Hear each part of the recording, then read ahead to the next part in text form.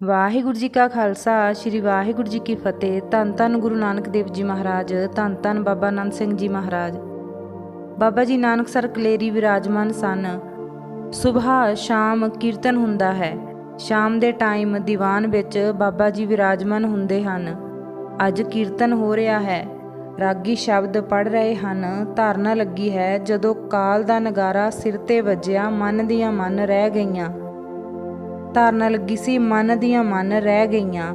ਹਜੂਰ ਨੇ ਇਸ਼ਾਰਾ ਕੀਤਾ, ਰਾਗੀ ਖਾਮੋਸ਼ ਹੋ ਗਏ। ਹਜੂਰ ਨੇ ਕਿਹਾ, ਰਤਨ ਸਿਆਂ, ਬੰਦਾ ਮਰ ਕੇ ਕਿੱਥੇ ਜਾਂਦਾ ਹੈ?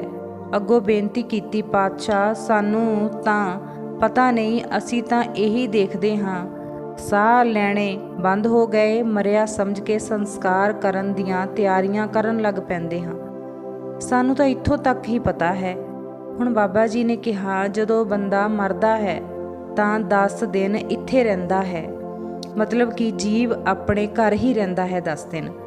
ਪਿੱਛੇ ਜੋ ਉਸ ਦੇ ਘਰ ਵਾਲੇ ਸਾਕ ਸੰਬੰਧੀ ਉਸ ਵਾਸਤੇ ਪੂਜਾ ਪਾਠ ਦਾਨ ਪੁੰਨ ਕਰਦੇ ਹਨ ਅਤੇ ਉਸ ਬੰਦੇ ਨੇ ਸਾਰੀ ਉਮਰ ਵਿੱਚ ਸੇਵਾ ਸਿਮਰਨ ਜੋ ਕੀਤਾ ਹੈ, ਸਾਰੇ ਦਾ ਹਿਸਾਬ ਹੁੰਦਾ ਹੈ। ਉਸ ਨੂੰ ਪੁੱਛਿਆ ਜਾਂਦਾ ਹੈ, ਜੋ ਤੂੰ ਪੁੱਤਰ ਧੀਆਂ ਸੰਬੰਧੀਆਂ ਵਾਸਤੇ ਮਾੜੇ ਚੰਗੇ ਕਰਮ ਕੀਤੇ ਹਨ, ਉਸ ਦਾ ਹਿਸਾਬ ਇਸ ਤਰ੍ਹਾਂ ਹੀ ਕੀਤਾ ਜਾਂਦਾ ਹੈ।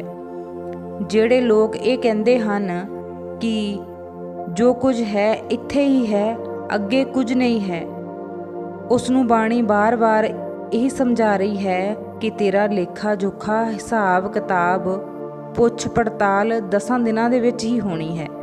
10 ਦਿਨ ਉਸ ਦੇ ਰਿਸ਼ਤੇਦਾਰਾਂ ਦੀ ਉਡੀਕ ਕੀਤੀ ਜਾਂਦੀ ਹੈ ਕਿ ਜਿਨ੍ਹਾਂ ਦੇ ਮੋਹ ਪਿਆਰ ਕਰਕੇ ਤੂੰ ਸਾਰੀ ਜ਼ਿੰਦਗੀ ਕੰਮ ਕਰਦਾ ਹੈ, ਉਹ ਹੁਣ ਤੈਨੂੰ ਨਾਲ ਕੀ ਕੁਝ ਦਿੰਦੇ ਹਨ। ਜਿਵੇਂ ਲੜਕੀ ਦਾ ਵਿਆਹ ਹੁੰਦਾ ਹੈ, ਜਿਸ ਵਕਤ ਦਾਜ ਵਗੈਰਾ ਲੈ ਕੇ ਸਹੁਰੇ ਘਰ ਜਾਂਦੀ ਹੈ ਤਾਂ ਸਹੁਰੇ ਦਾਜ ਦੇਖਦੇ ਹਨ। ਜੋ ਚੰਗਾ ਚੋਖਾ ਹੋਵੇ ਤਾਂ ਸਹੁਰੇ ਘਰ ਇੱਜ਼ਤ ਹੁੰਦੀ ਹੈ। ਜੇ ਕੁਝ ਨਾ ਦਿੱਤਾ ਹੋਵੇ ਤਾਂ ਸਹੁਰੇ ਘਰ ਇੱਜ਼ਤ ਨਹੀਂ ਹੁੰਦੀ। ਤਿਵੇਂ ਹੀ ਜਿੰਦ ਰੂਪੀ ਵਹੁਟੀ ਵਰ ਰੂਪੀ ਲਾੜਾ ਪਤੀ ਇਸਤਰੀ ਨੂੰ ਲੈ ਕੇ ਜਾਂਦੀ ਹੈ। ਦਾਜ ਵਗੈਰਾ ਪਦਾਰਥ ਵੀ ਚੋਖਾ ਹੋਵੇ ਤੇ ਇਸਤਰੀ ਵੀ ਆਗਿਆਕਾਰੀ ਹੋਵੇ ਤਾਂ ਇਸ ਦੀ ਇੱਜ਼ਤ ਤੇ ਮਾਣ ਹੁੰਦਾ ਹੈ। ਜੇ ਦਾਜ ਨਾ ਹੋਵੇ, ਇਸਤਰੀ ਆਗਿਆਕਾਰੀ ਵੀ ਨਾ ਹੋਵੇ ਤਾਂ ਇਸ ਨੂੰ ਕੋਈ ਚੰਗਾ ਨਹੀਂ ਸਮਝਦਾ, ਭਾਵ ਕਿ ਇਸ ਨੂੰ ਬੁਰਾ ਸਮਝਦੇ ਹਨ। ਇਹ ਲੋਕ ਪੇਕਾ ਘਰ ਹੈ ਤੇ ਪ੍ਰਲੋਕ ਸਹੁਰਾ ਘਰ ਹੈ। ਮਤਲਬ ਕਿ ਇਸਤਰੀ ਨੇ ਪੇਕੇ ਘਰ ਲਾਜ਼ਮੀ ਛੱਡਣਾ ਹੈ ਤੇ ਸਹੁਰੇ ਘਰ ਪ੍ਰਲੋਕ ਵਿੱਚ ਜਾਣਾ ਹੈ। ਜੋ ਘਰ ਪੇਕਾ ਘਰ ਵਿੱਚ ਰਹਿਣੀ ਬਹਿਣੀ ਤੇ ਚੰਗਾ ਜੀਵਨ ਬਿਤਾਇਆ ਹੈ ਤਾਂ ਸਹੁਰੇ ਘਰ ਵੀ ਇੱਜ਼ਤ ਮਾਣ ਪ੍ਰਾਪਤ ਕਰੇਗੀ। ਸੋ ਇਹ ਹਿਸਾਬ ਸਾਰਾ ਦੁਸਹਿਰੇ ਵਾਲੇ ਦਿਨ ਤੱਕ ਹੁੰਦਾ ਹੈ। ਜੋ ਕੁਝ ਇਸ ਜੀਵ ਨੇ ਆਪਣਾ ਚੰਗਾ ਮੰਦਾ ਕੰਮ ਕੀਤਾ ਹੈ, ਉਹ ਵੀ ਤੇ ਜੋ ਕੁਝ ਉਸ ਦੇ ਰਿਸ਼ਤੇਦਾਰਾਂ ਨੇ ਦਾਨ ਪੁੰਨ ਕੀਤਾ ਹੈ, ਉਹ ਸਾਰੇ ਦਾ ਹਿਸਾਬ ਕਰਕੇ ਤੇ ਪੁੰਨ ਪਾਪਾਂ ਦੇ ਹਿਸਾਬ ਨਾਲ ਇਸ ਜੀਵ ਨੂੰ ਥਾਂ ਮਿਲਦੀ ਹੈ। ਕਈਆਂ ਨੂੰ 84 ਲੱਖ ਜੂਨ ਵਿੱਚ ਭੇਜਿਆ ਜਾਂਦਾ ਹੈ ਤੇ ਬਹੁਤੇ ਪੁੰਨਾਂ ਵਾਲਿਆਂ ਨੂੰ ਨਿਰੰਕਾਰ ਦੇ ਚਰਨਾਂ ਵਿੱਚ ਸਮਾਈ ਹੁੰਦੀ ਹੈ। ਇਹ ਅੰਤ ਦੇ ਵੇਲੇ ਜੀਵ ਦਾ ਮਨ ਬਾ ਸੁਰਤ ਜਿਸ ਇੱਛਾ ਪਰ ਹੁੰਦੀ ਹੈ, ਉਸੇ ਜੂਨ ਵਿੱਚ ਭੇਜਿਆ ਜਾਂਦਾ ਹੈ। ਪਰ ਸੂਰਤ ਉਸੇ ਪਾਸੇ ਜਾਵੇਗੀ ਜਿਹੋ ਜਿਹੇ ਕਰਮ ਕੀਤੇ ਹੋਏ ਹੋਣਗੇ। ਜੇ ਕਰਮ ਮਾੜੇ ਕੀਤੇ ਹਨ ਤਾਂ ਸੁਰਤ ਮਾੜੇ ਪਾਸੇ ਜਾਏਗੀ, ਜੇ ਚੰਗੇ ਕੀਤੇ ਹਨ ਤਾਂ ਚੰਗੇ ਪਾਸੇ ਜਾਵੇਗੀ। ਇੱਥੇ ਲਿਹਾਜ਼ ਨਹੀਂ ਹੋਣੀ। ਕਈ ਲੋਕ ਕਹਿੰਦੇ ਹਨ ਕਿ ਬੰਦਾ ਨਾ ਕੁਝ ਨਾਲ ਲੈ ਕੇ ਆਇਆ ਹੈ ਤੇ ਨਾ ਹੀ ਕੁਝ ਲੈ ਕੇ ਜਾਵੇਗਾ, ਪਰ ਇਉਂ ਨਹੀਂ ਹੈ। ਇਹ 3 ਲੋਕ ਨਿਰੰਕਾਰ ਨੇ 3 ਬਾਜ਼ਾਰ ਹਨ। ਇਸ ਵਿੱਚ ਜੀਵ ਵਪਾਰੀ ਬਣ ਕੇ ਆਉਂਦਾ ਹੈ।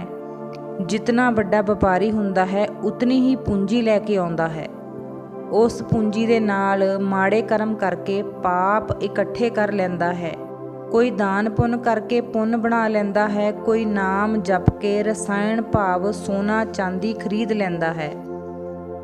ਭਾਵ ਕਿ ਖਾਲੀ ਨਾ ਕੋਈ ਆਇਆ ਹੈ ਤੇ ਨਾ ਹੀ ਕੋਈ ਜਾਂਦਾ ਹੈ। ਪਰ ਪਤਾ ਉੱਥੇ ਜਾ ਕੇ ਲੱਗਦਾ ਹੈ ਜਿਸ ਵੇਲੇ ਜੀਵ ਮਾਤ ਲੋਕ ਵਿੱਚ ਆਉਂਦਾ ਹੈ। ਉਸ ਵੇਲੇ ਜਾਣ ਦੀ ਤਰੀਕ ਨਾਲ ਹੀ ਲੈ ਕੇ ਆਉਂਦਾ ਹੈ।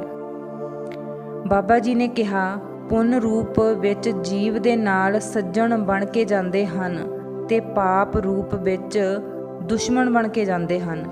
ਸਿਕੰਦਰ ਬਾਦਸ਼ਾਹ ਨੂੰ ਅਤਸਾਰ ਦੇ ਦਸਤ ਲੱਗ ਗਏ। ਡਾਕਟਰ, ਹਕੀਮ, ਵੈਦ ਸਭ ਇਕੱਠੇ ਹੋਏ। ਸਭ ਨੇ ਆਪੋ ਆਪਣੀਆਂ ਦਵਾਈਆਂ ਦਿੱਤੀਆਂ, ਪਰ ਫਰਕ ਰਤਾ ਜਿੰਨੀ ਵੀ ਨਾ ਹੋਇਆ। ਬਾਦਸ਼ਾਹ ਵੈਦਾਂ ਨੂੰ ਮੁਖਾਤਬ ਕਰਕੇ ਕਹਿਣ ਲੱਗਿਆ ਕਿ ਬੜੇ ਅਫਸੋਸ ਦੀ ਗੱਲ ਹੈ ਕਿ ਤੁਹਾਡੀ ਦਵਾਈ ਕੋਈ ਅਸਰ ਨਹੀਂ ਕਰ ਰਹੀ। ਇਹ ਸੁਣ ਕੇ ਹਕੀਮਾਂ ਨੇ ਕਿਹਾ, ਬਾਦਸ਼ਾਹ, ਆਪਣਾ ਮੰਜਾ ਚੁਕਾ ਕੇ ਦਰਿਆ ਦੇ ਕੰਢੇ 'ਤੇ ਲੈ ਜਾ, ਤੈਨੂੰ ਦਵਾਈ ਦਾ ਚਮਤਕਾਰ ਦਿਖਾਉਂਦੇ ਹਾਂ। ਵੈਦਾਂ ਦਾ ਕਹਿਣਾ ਮੰਨ ਕੇ ਦਰਿਆ ਦੇ ਮੰਜਾ ਆ ਗਿਆ। ਵੈਦਾਂ ਨੇ ਆਪਣੀ ਜੇਬ ਵਿੱਚੋਂ ਇੱਕ ਪੁੜੀ ਕੱਢ ਕੇ ਦਰਿਆ ਦੇ ਵਿੱਚ ਪਾਈ। ਇਸ ਪੁੜੀ ਨੇ ਚੱਲਦੇ ਪਾਣੀ ਨੂੰ ਰੋਕ ਦਿੱਤਾ। ਬਾਦਸ਼ਾਹ ਦੇਖ ਕੇ ਹੈਰਾਨ ਹੋ ਗਿਆ। ਵੈਦ ਨੇ ਕਿਹਾ, ਬਾਦਸ਼ਾਹ, ਇਹੋ ਜਿਹੀਆਂ ਤੇਰੇ ਅੰਦਰ ਕਈ ਪੁੜੀਆਂ ਗਈਆਂ ਹਨ, ਪਰ ਰੱਤੀ ਜਿੰਨਾ ਫਰਕ ਨਹੀਂ ਹੋਇਆ। ਬਾਦਸ਼ਾਹ, ਅਸੀਂ ਕੀ ਕਰ ਸਕਦੇ ਹਾਂ ਜੋ ਕੁਦਰਤ ਨਾ ਮਦਦ ਕਰ ਸਕੇ ਤਾਂ। ਹੁਣ ਬਾਦਸ਼ਾਹ ਨੂੰ ਅਨੁਭਵ ਹੋ ਗਿਆ ਕਿ ਮੈਂ ਨਹੀਂ ਬਚ ਸਕਣਾ। ਕਹਿਣ ਲੱਗਿਆ, ਮੇਰੀ ਕੋਈ ਉਮਰ ਵਧਾ ਦੇਵੇ, ਮੈਂ ਉਸ ਨੂੰ ਮੂੰਹ ਮੰਗਿਆ ਇਨਾਮ ਦੇਵਾਂਗਾ। ਅੱਗੋਂ ਸਭ ਨੇ ਜਵਾਬ ਦੇ ਦਿੱਤਾ। ਹੁਣ ਸਿਕੰਦਰ ਬਾਦਸ਼ਾਹ ਨੇ ਹੁਕਮ ਦਿੱਤਾ ਕਿ ਜਿਤਨੀ ਵੀ ਮਾਇਆ ਖਜ਼ਾਨਿਆਂ ਵਿੱਚ ਸੋਨਾ, ਚਾਂਦੀ, ਪੈਸਾ, ਟਕਾ ਹੈ, ਸਭ ਨੂੰ ਲਿਆ ਕੇ ਮੇਰੇ ਸਾਹਮਣੇ ਢੇਰ ਲਗਾ ਦਿਓ। ਹੁਕਮ ਅਨੁਸਾਰ ਵੱਡਾ ਸਾਰਾ ਢੇਰ ਲੱਗ ਗਿਆ। ਹੁਣ ਬਾਦਸ਼ਾਹ ਨੇ ਕਿਹਾ, ਮੈਨੂੰ ਇਹ ਅਨੁਭਵ ਹੋ ਗਿਆ ਹੈ ਕਿ ਮੈਂ ਕੱਲ੍ਹ ਦਾ ਦਿਨ ਨਹੀਂ ਰੱਖ ਸਕਦਾ। ਕੋਈ ਮੈਨੂੰ ਇੱਕ ਦਿਨ ਵਾਸਤੇ ਸਵਾਸ ਦੇ ਦੇਵੇ, ਮੈਂ ਉਸਨੂੰ ਸਾਰੀ ਮਾਇਆ ਦੇ ਦੇਵੇਗਾ। ਪਰ ਕਿਸੇ ਨੇ ਵੀ ਆਪਣੇ ਸਵਾਸ ਨਾ ਦਿੱਤੇ। ਹੁਣ ਬਾਦਸ਼ਾਹ ਨੇ ਮਾਇਆ ਨੂੰ ਕਿਹਾ, ਮੈਂ ਤੇਰੇ ਨਾਲ ਸਭ ਰਿਸ਼ਤੇਦਾਰਾਂ, ਮਿੱਤਰਾਂ, ਸਾਥੀਆਂ ਨਾਲੋਂ ਵੱਧ ਪਿਆਰ ਕੀਤਾ ਹੈ। ਤੂੰ ਮੇਰੇ ਨਾਲ ਸਾਥ ਕਰੇਂਗੀ, ਭਾਵ ਮੇਰੇ ਨਾਲ ਅਣਡਿੱਠੀ ਦੁਨੀਆ ਵਿੱਚ ਚਲੇਂਗੀ। ਅੱਗੋਂ ਮਾਇਆ ਨੇ ਕਿਹਾ, ਹਾਂ ਬਾਦਸ਼ਾਹ, ਮੈਂ ਤੇਰੇ ਨਾਲ ਚੱਲਾਂਗੀ। ਜਿਸ ਵੇਲੇ ਧਰਮਰਾਜ ਕੋਲ ਤੇਰਾ ਹਿਸਾਬ ਹੋਵੇਗਾ, ਉੱਥੇ ਗਵਾਹੀ ਦੇਵਾਂਗੀ। ਹੁਣ ਬਾਦਸ਼ਾਹ ਨੇ ਪੁੱਛਿਆ, ਹੇ ਮਾਇਆ, ਤੂੰ ਕੀ ਗਵਾਹੀ ਦੇਵੇਂਗੀ? ਮਾਇਆ ਨੇ ਕਿਹਾ, ਸਿਕੰਦਰ ਬਾਦਸ਼ਾਹ, ਮੈਂ ਧਰਮਰਾਜ ਨੂੰ ਕਹਾਂਗੀ, ਹੇ ਧਰਮ ਦੇ ਰਾਜੇ, ਜਿਵੇਂ ਸਿਕੰਦਰ ਨੇ ਮੈਨੂੰ ਧਰਤੀ ਵਿੱਚ ਦੱਬ ਕੇ ਮੂੰਹ ਕਾਲਾ ਕੀਤਾ ਹੈ, ਇਸ ਦਾ ਮੂੰਹ ਕਾਲਾ ਕਰਕੇ ਉਸ ਨਰਕ ਵਿੱਚ ਸਿੱਟੀ ਜਿੱਥੇ ਪੀਣ ਨੂੰ ਪਾਣੀ ਵੀ ਨਾ ਮਿਲੇ। ਇਹ ਗੱਲ ਸੁਣ ਕੇ ਸਿਕੰਦਰ ਬਹੁਤ ਰੋਇਆ ਤੇ ਘਰ ਵਾਲਿਆਂ ਨੂੰ ਕਿਹਾ ਕਿ ਜਦੋਂ ਮੇਰਾ ਜਨਾਜ਼ਾ ਨਿਕਲੇਗਾ, ਮੇਰੇ ਦੋਨੋਂ ਹੱਥ ਜਨਾਜ਼ੇ ਦੇ ਬਾਹਰ ਕੱਢ ਦੇਣਾ, ਤਾਂ ਕਿ ਲੋਕਾਂ ਨੂੰ ਇਹ ਪਤਾ ਲੱਗ ਸਕੇ ਕਿ ਚੱਕਰਵਰਤੀ ਬਾਦਸ਼ਾਹ ਸਿਕੰਦਰ ਇਸ ਦੁਨੀਆ ਵਿੱਚੋਂ ਦੋਨੋਂ ਹੱਥ ਖਾਲੀ ਗਿਆ ਹੈ। ਹੁਣ ਬਾਦਸ਼ਾਹ ਸਿਕੰਦਰ ਮਰ ਗਿਆ। ਜਨਾਜ਼ੇ ਦੇ ਵਿੱਚ ਦੋਨੋਂ ਹੱਥ ਸਿੱਧੇ ਕਰਕੇ ਬਾਹਰ ਕੱਢ ਦਿੱਤੇ। ਬਾਬਾ ਜੀ ਨੇ ਇਹ ਸਾਖੀ ਸੁਣਾ ਕੇ ਸਮਤ ਦਿੱਤੀ, ਭਾਈ, ਜਿਹੜੇ ਨਾਮ ਜਪਣ ਵਾਸਤੇ ਹਨ, ਜਿਹੜੇ ਨਾਮ ਜਪਣ ਵਾਲੇ ਹਨ, ਜਾਣਾ ਉਹਨਾਂ ਨੇ ਵੀ ਹੈ। ਜਿਵੇਂ ਬਿੱਲੀ ਆਪਣੇ ਬੱਚੇ ਬਿਲੋਂਗੜੀਆਂ ਨੂੰ ਮੂੰਹ ਨਾਲ ਫੜ ਕੇ 7 ਘਰਾਂ ਵਿੱਚ ਲੈ ਕੇ ਜਾਂਦੀ ਹੈ, ਪਰ ਬੱਚਿਆਂ ਨੂੰ ਦੰਦ ਨਹੀਂ ਲੱਗਣ ਦਿੰਦੀ, ਤਿਵੇਂ ਹੀ ਉਹ ਬਿੱਲੀ ਚੂਹੇ ਨੂੰ ਮੂੰਹ ਵਿੱਚ ਪਾਉਂਦੀ ਹੈ, ਖਤਮ ਕਰ ਦਿੰਦੀ ਹੈ, ਭਾਵ ਖਾ ਜਾਂਦੀ ਹੈ। ਤਿਵੇਂ ਹੀ ਜੋ ਨਾਮ ਜਪਣ ਵਾਲਾ ਹੈ, ਉਸ ਨੂੰ ਮੌਤ ਦੁੱਖ ਨਹੀਂ ਹੋਣ ਦਿੰਦੀ, ਪਿਆਰ ਨਾਲ ਨਿਰੰਕਾਰ ਪਾਸ ਲੈ ਜਾਂਦੀ ਹੈ। ਤੇ ਜੇ ਨਾਮ ਨਹੀਂ ਜਪਦੇ, ਪਾਪ ਕਰਦੇ ਹਨ, ਉਹਨਾਂ ਨੂੰ ਚੂਹੇ ਦੀ ਤਰ੍ਹਾਂ ਰਗੜ ਜਾਂਦੀ ਹੈ। ਤਿਵੇਂ ਹੀ ਬਾਬਾ ਜੀ ਨੇ ਵਚਨ ਕੀਤਾ, ਹਰ ਇੱਕ ਘਰ ਦੇ ਵਿੱਚ ਜਿਤਨੇ ਵੀ ਜੀਵ ਹਨ, ਭਾਵ ਮੈਂਬਰ ਹਨ, ਉਤਨੇ ਹੀ ਗੁਰੂ ਗ੍ਰੰਥ ਸਾਹਿਬ ਜੀ ਦੇ ਪਾਠ ਮਹੀਨੇ ਵਿੱਚ ਹੋਣ। ਇਤਨੇ ਨਹੀਂ ਕਰ ਸਕਦੇ ਤਾਂ ਇੱਕ ਪਾਠ ਤਾਂ ਜ਼ਰੂਰ ਕਰੋ। ਜਿਹੜਾ ਸਾਡਾ ਬਚਨ ਮੰਨ ਕੇ ਇੱਕ ਪਾਠ ਗੁਰੂ ਗ੍ਰੰਥ ਸਾਹਿਬ ਜੀ ਦਾ ਕਰੇਗਾ, ਉਸ ਦਾ ਸਾਡਾ ਗੁਰੂ ਨਾਨਕ ਜਾਮਨ ਹੋਵੇਗਾ, ਉਸ ਨੂੰ ਨਰਕਾਂ ਵਿੱਚ ਨਹੀਂ ਜਾਣ ਦੇਵਾਂਗੇ। ਤੇ ਜੇ ਸਾਡਾ ਬਚਨ ਨਹੀਂ ਮੰਨੇਗਾ, ਉਸ ਦਾ ਸਾਨੂੰ ਕੋਈ ਮੁਲਾਜ਼ਾ ਨਹੀਂ ਹੈ। ਪਾਠ ਗੁਰੂ ਗ੍ਰੰਥ ਸਾਹਿਬ ਜੀ ਦਾ ਹੋਵੇਗਾ ਤਦ ਵੀ ਠੀਕ ਹੈ, ਜੇ ਗੁਰੂ ਸਾਹਿਬ ਦਾ ਨਹੀਂ ਕਰ ਸਕਦੇ ਤਾਂ 50 ਪਾਠ ਸੁਖਮਨੀ ਸਾਹਿਬ ਜੀ ਦੇ ਕਰ ਲਵੋ, ਜਾਂ 250 ਪਾਠ ਜਪਜੀ ਸਾਹਿਬ ਜੀ ਦੇ ਕਰ ਲਵੋ, ਜਾਂ 6 ਮਾਲਾ ਅਠੋਤਰੀਆਂ ਮੂਲ ਮੰਤਰ ਨਾਨਕ ਹੋਸੀ ਤੱਕ ਕਰ ਲਵੋ, ਰੋਜ਼ ਕਰੋ, ਜਾਂ 80 ਮਾਲਾ ਅਠੋਤਰੀਆਂ ਵਾਹਿਗੁਰੂ ਵਾਹਿਗੁਰੂ ਦੀਆਂ ਕਰ ਲਵੋ, 160 ਮਾਲਾ ਅਠੋਤਰੀਆਂ ਰਾਮ ਰਾਮ ਦੀਆਂ ਕਰ ਲਵੋ। ਇਤਨਾ ਨਿਤਨੇਮ ਮਹੀਨੇ ਵਿੱਚ ਨਿਯਮ ਨਾਲ ਕਰੋ। ਕਈ ਮਨਮੀਤੇ ਮੂਰਖ ਐਸੇ ਵੀ ਹਨ, ਆਪਣਾ ਦਿਮਾਗ ਕੰਮ ਨਹੀਂ ਕਰਦਾ, ਉਹ ਹਰ ਇੱਕ ਗੱਲ ਵਿੱਚ ਟੀਕਾ ਟਿੱਪਣੀ ਕਰਦੇ ਰਹਿੰਦੇ ਹਨ। ਇੱਥੇ ਨਾਨਕਸਰ ਦੇ ਦਰਵਾਜ਼ੇ 'ਤੇ ਮੂਹਰੇ ਲਿਖਾ ਕੇ ਦਰਸ਼ਨ ਉਸ ਨੂੰ ਹੋਣਗੇ ਜਿਹੜਾ ਪਾਠ ਕਰੇਗਾ, ਜਿਹੜਾ ਪਾਠ ਨਹੀਂ ਕਰ ਸਕਦਾ ਉਹ ਦਰਸ਼ਨ ਨਾ ਕਰੇ। ਇਹ ਬਚਨ ਪਹਿਲਾਂ ਕਰਵਾਉਣੇ ਹਨ, ਫਿਰ ਅੰਦਰ ਜਾਣ ਦੀ ਆਗਿਆ ਦਿੰਦੇ ਹਾਂ। ਕਈ ਮੂਰਖ ਲੋਕ ਇਹ ਕਹਿੰਦੇ ਹਨ ਕਿ ਜ਼ਬਰਦਸਤੀ ਪਾਠ ਕਰਨ ਦਾ ਕਿਉਂ ਪ੍ਰਣ ਕਰਵਾਉਂਦੇ ਹਾਂ। ਉਹਨਾਂ ਨੂੰ ਪੁੱਛ ਕੇ ਜਿਸ ਵੇਲੇ ਤੁਹਾਨੂੰ ਨਿਰੰਕਾਰ ਨੇ ਜਨਮ ਦਿੱਤਾ ਸੀ ਉਸ ਵੇਲੇ ਵੀ ਨਾਮ ਜਪਣ ਦਾ ਪ੍ਰਣ ਕਰਵਾਇਆ ਸੀ। ਇਸੇ ਕਰਕੇ ਬਾਬਾ ਜੀ ਵੀ ਨਾਮ ਜਪਣ ਦਾ ਪ੍ਰਣ ਕਰਵਾਉਂਦੇ ਹਨ। ਨਿਰੰਕਾਰ ਨਾਲ ਬਚਨ ਕਰਕੇ ਇੱਥੇ ਆਇਆ ਹੈ ਤੇ ਆਉਂਦਿਆਂ ਹੀ ਮਾਇਆ ਨੇ ਐਸੀ ਚਪੇੜ ਮਾਰੀ ਕਿ ਰੱਬ ਭੁਲਾ ਦਿੱਤਾ।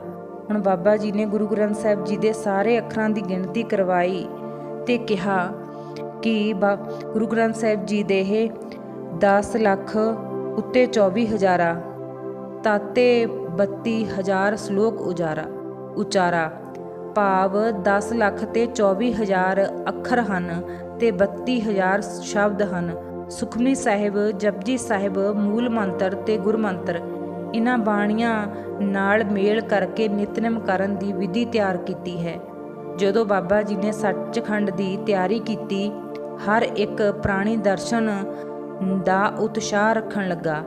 ਇੱਕ ਦਿਨ ਬਾਬਾ ਜੀ ਨੂੰ ਮੁਖਾਤਬ ਕਰਕੇ ਸਤਿਗੁਰ ਨੇ ਬਚਨ ਕੀਤਾ, ਰਿਖੀ ਜੀ, ਜੋ ਬੰਦਾ ਇੱਥੇ ਆ ਕੇ ਨਾਮ ਨਹੀਂ ਜਪਦਾ ਉਸ ਨੂੰ ਮੈਂ ਦੇਖਣਾ ਨਹੀਂ ਚਾਹੁੰਦਾ। ਜਿਹੜਾ ਵੀ ਇੱਥੇ ਆਵੇ ਉਹ ਨਾਮ ਜਪਣ ਵਾਲਾ ਹੀ ਆਵੇ। ਭਾਵ ਆਨੰਦ ਸਿਆਂ ਜੋ ਤੇਰਾ ਬਚਨ ਨਹੀਂ ਮੰਨਦਾ, ਭਾਵ ਤੇਰੇ ਹੁਕਮ ਅਨੁਸਾਰ ਨਿਤਨੇਮ ਨਹੀਂ ਕਰਦਾ, ਉਸ ਦਾ ਮੈਂ ਦਰਸ਼ਨ ਨਹੀਂ ਕਰਨਾ ਚਾਹੁੰਦਾ। ਉਸ ਤੋਂ ਬਾਅਦ ਬਾਬਾ ਜੀ ਨੇ ਫੱਟਾ ਵੀ ਲਿਖਵਾ ਕੇ ਸੱਚਖੰਡ ਮੂਹਰੇ ਲਗਾ ਦਿੱਤਾ ਤੇ ਪਹਿਰੇਦਾਰ ਵੀ ਬਿਠਾ ਦਿੱਤਾ। ਜਿਹੜੇ ਲੋਕ ਇਹ ਕਹਿੰਦੇ ਹਨ ਕਿ ਜ਼ਬਰਦਸਤੀ ਕਿਉਂ ਨਾਮ ਜਪਣ ਵਾਸਤੇ ਕਿਹਾ ਜਾਂਦਾ ਹੈ, ਉਹਨਾਂ ਦਾ ਇਹ ਉੱਤਰ ਹੈ ਕਿ ਨਿਰੰਕਾਰ ਨੇ ਕਿਹਾ ਹੈ ਕਿ ਮੇਰੇ ਸਾਹਮਣੇ ਉਹ ਬੰਦੇ ਨੂੰ ਨਾ ਲਿਆਓ ਜੋ ਨਾਮ ਨਹੀਂ ਜਪਦਾ। ਇਸ ਕਰਕੇ ਸਾਰੀ ਸੰਗਤ ਨਾਮ ਜ਼ਰੂਰ ਜਪਿਆ ਕਰੋ।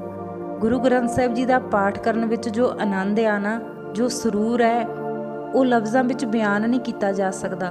ਮਹਾਰਾਜ ਦੇ ਇੱਕ ਇੱਕ ਅੱਖਰ ਜਦੋਂ ਰਸਨਾ ਦੇ ਰਾਹੀਂ, ਸਵਾਸਾਂ ਰਾਹੀਂ ਅੰਦਰ ਜਾਂਦਾ ਹੈ ਨਾ, ਉਹ ਵਾਹਿਗੁਰੂ ਜਾਣਦਾ ਹੈ, ਜਾਂ ਜੋ ਬੰਦਾ ਮਹਾਰਾਜ ਜੀ ਦੀ ਬਾਣੀ ਪੜ੍ਹਦਾ ਹੈ ਉਹੀ ਜਾਣਦਾ ਹੈ। ਇਹ ਰਸ ਇਸ ਦੁਨੀਆ ਦੇ ਰਸਾਂ ਨਾਲੋਂ ਬਹੁਤ ਕਿਤੇ ਜ਼ਿਆਦਾ ਮਨ ਨੂੰ ਸ਼ਾਂਤੀ ਦੇਣ ਵਾਲਾ ਹੈ। ਬਾਣੀ ਜ਼ਰੂਰ ਪੜ੍ਹਿਆ ਕਰੋ। ਤੁਹਾਡਾ ਸਾਰਿਆਂ ਦਾ ਮਹਾਰਾਜ ਭਲਾ ਕਰੇ। ਵਾਹਿਗੁਰੂ ਜੀ ਕਾ ਖਾਲਸਾ, ਸ਼੍ਰੀ ਵਾਹਿਗੁਰੂ ਜੀ ਕੀ ਫਤਿਹ।